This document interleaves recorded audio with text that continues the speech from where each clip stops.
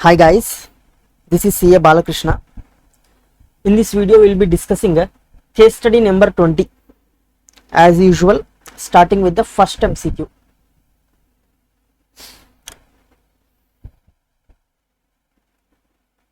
Yeah, by what date BSc should make payment for the machinery imported from Germany? Basically this BSc is an Indian company which has imported machinery from Germany. Now if it imports, then the payment regarding this import has to be made within 6 months from the date of import. Now it has imported on 10th of May 2020. 6 months from 10th May 2020 would turn to be 10th of November 2020. Thereby option A would be the correct answer. Okay, by 10th of November 2020 BSc has to pay the amount regarding these imports. Next, second MCQ. Ashok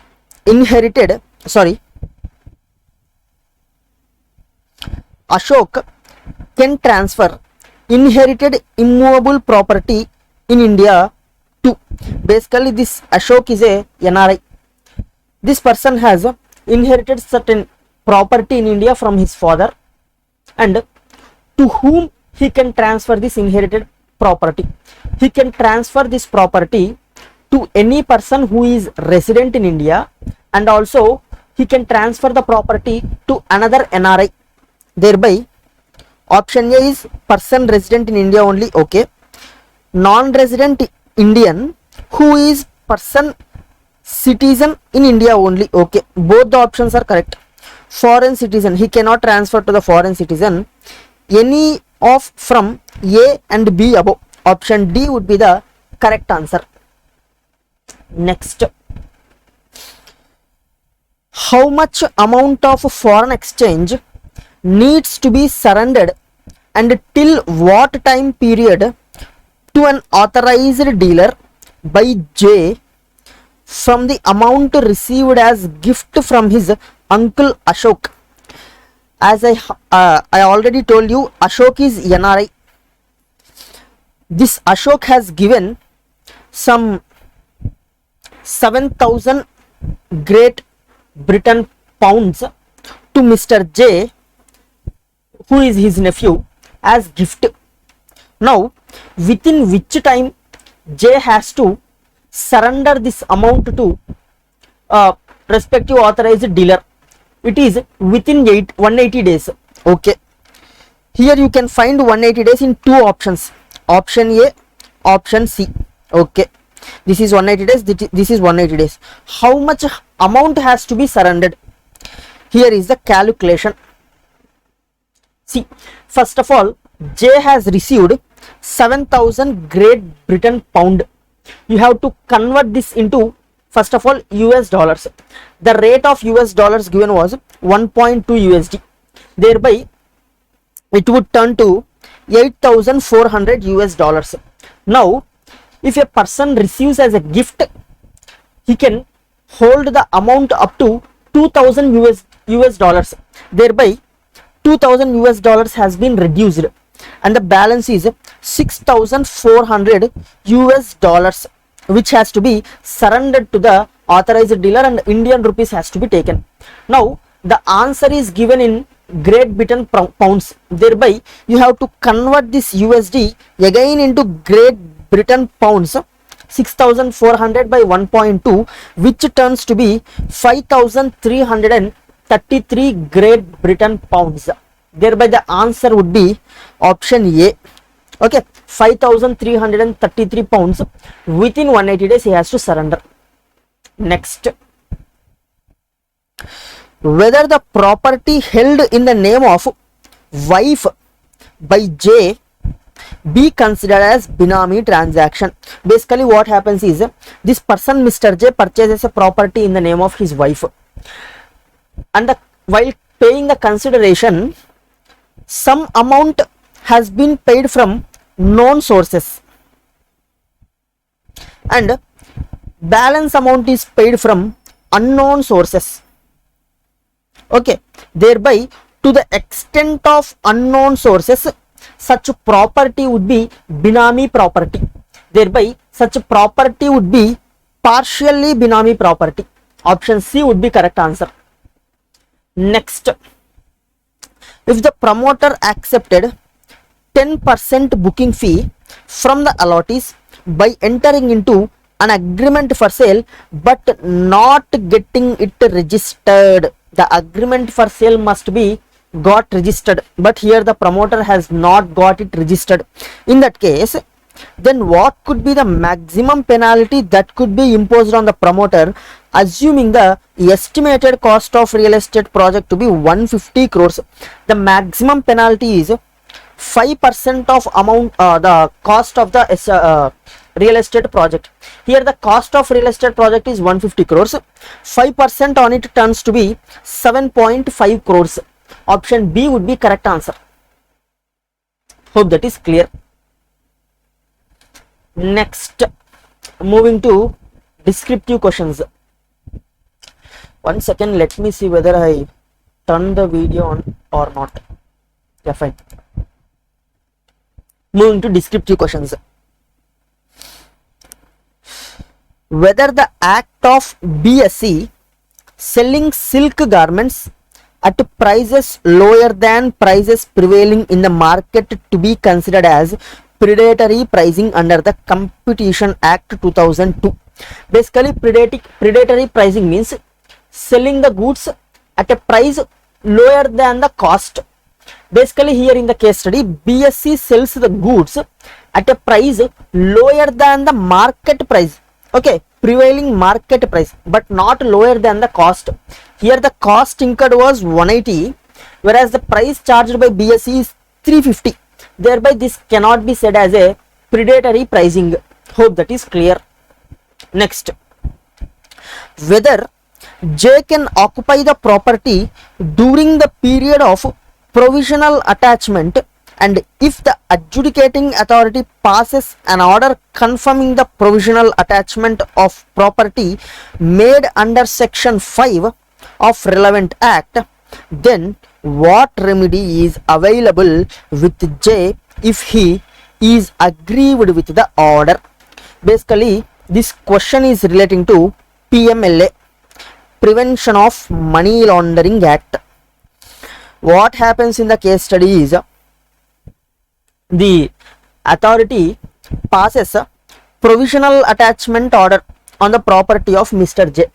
When a provisional attachment is the order of provisional attachment is passed, the person can enjoy the property. Okay, the person can reside in the property. Thereby, J can occupy the property even though provisional attachment order is passed. Okay, next question. What it says is, if adjudicating authority passes an order confirming the provisional attachment of the property made under section 5 of relevant act, what remedy is available? The remedy available is to file an appeal to the appellate authority within 45 days. That is the only remedy available to Mr. J. Hope that is clear. Next, 7th question. What would be the residential status of Mr. Ashok for financial year 2019-20, 2021, 21-22 respectively? See, I have summarized it here.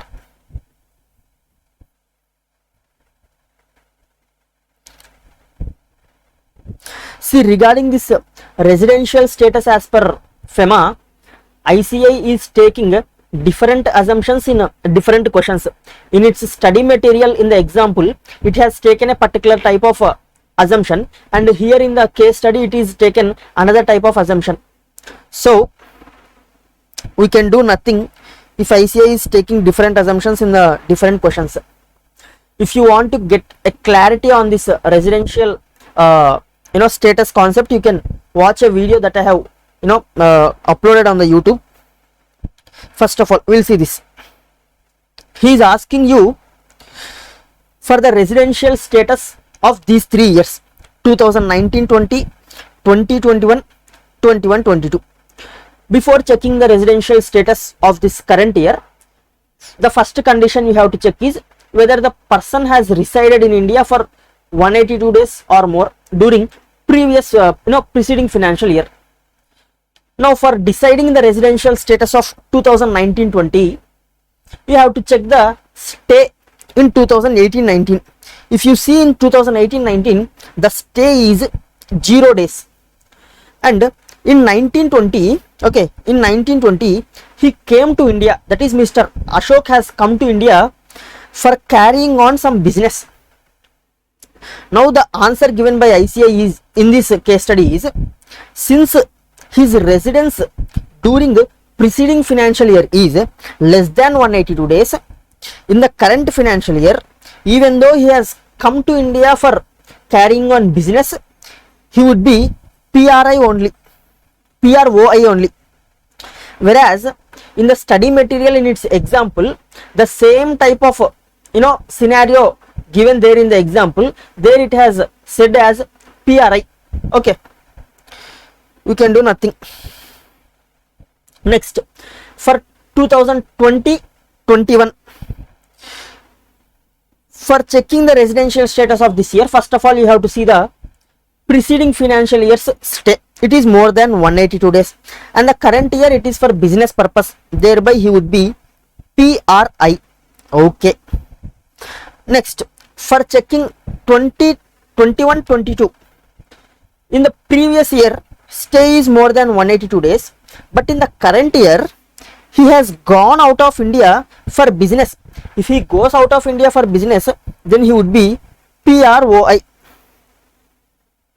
Hope this is clear. This is the analysis that you have to give in the answer. Next,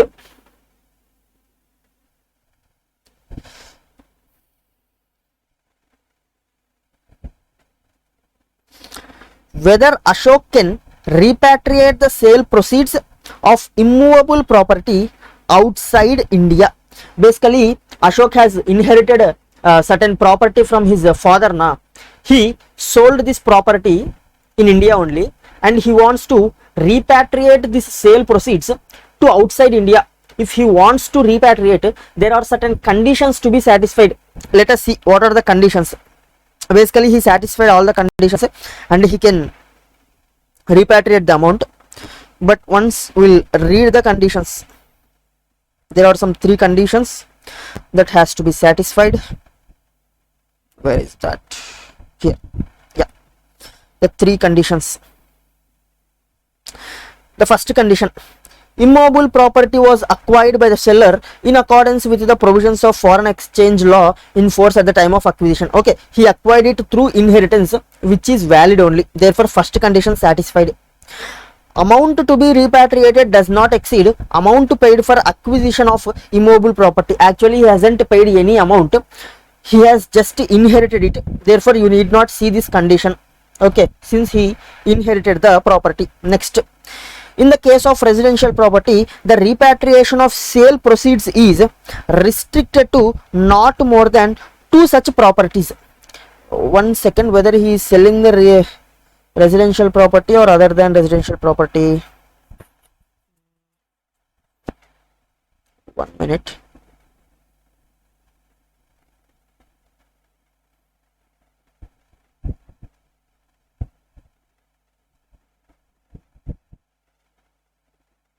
One second, I'll see whether he is selling residential property or other than residential property.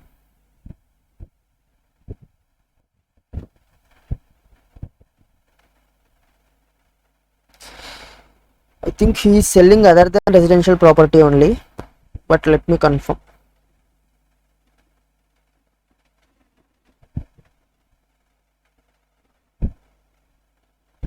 Not this here.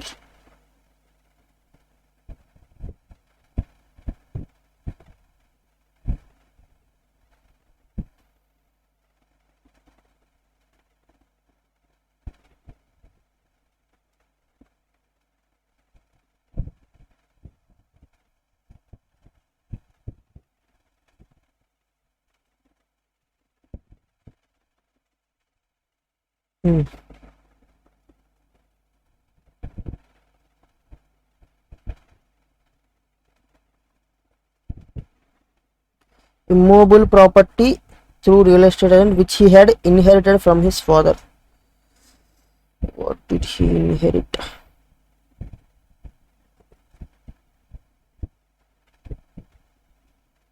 I think in the case study he hasn't given the nature of the property, but however he is selling only one property.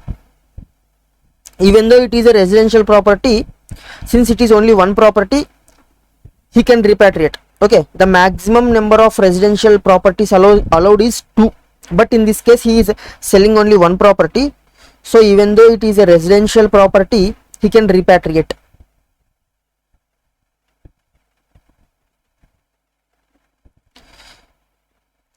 See, in case of residential property, the repatriation of sale proceeds is restricted not more than 2 such properties. Okay, in the case study there is no clarity given regarding whether it is a residential property or other than residential property, but there is only one property. Thereby, even though it is a residential property, since maximum 2 is allowed, he is free to repatriate the sale proceeds to his country. Okay, out of India. That was 7th question. Moving to next question.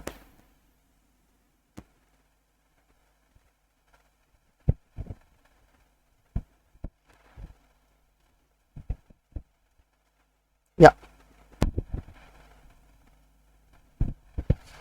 8th question.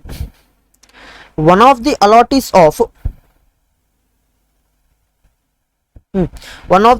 to the real estate scheme objected that promoter had not taken prior written consent of the allottees for making the changes to their allotted unit.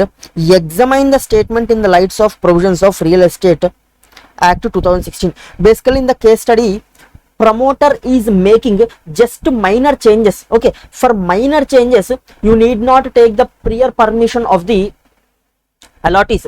If that is any major change or any structural change, only in that case you need to take the written approval of 2/3 of the allottees. But in the case study, these changes are just minor changes. By taking the certificate of this architecture or engineer, he can carry out these minor changes. He need not take the approval of allottees for these minor changes.